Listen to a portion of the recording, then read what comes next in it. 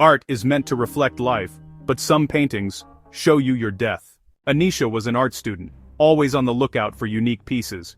One evening, while wandering through a narrow alley of antique shops, she came across a dusty store with no name. Inside, the air smelled of old paper and damp wood. Piles of forgotten items filled the shelves. But one thing stood out, a large painting covered with a faded cloth. Some art should remain unseen. That one, especially.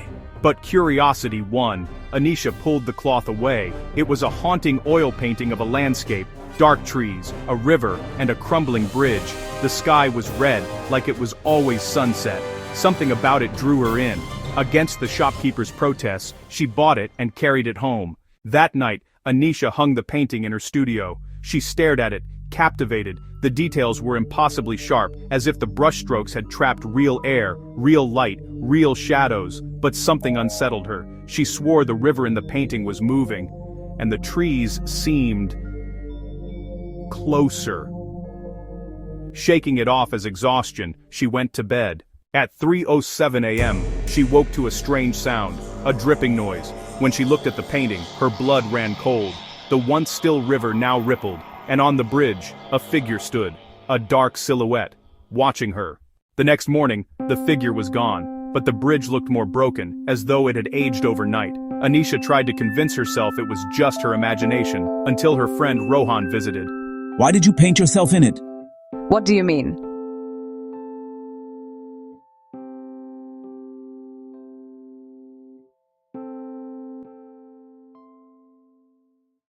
That night, she stayed awake, terrified. At exactly 3:07 a.m., the figure in the painting had moved again. Closer to the edge of the bridge, the water below churned violently. Anisha's reflection in the glass frame showed her face pale, terrified, but in the painting her painted self was smiling. Days passed. Every night, the figure moved, step by step, closer to the crumbling edge of the bridge. One night, she tried to destroy it. She grabbed a knife and slashed the canvas, but instead of tearing, the blade sank in, like water. Ripples spread across the surface, and a hand shot out, grabbing her wrist.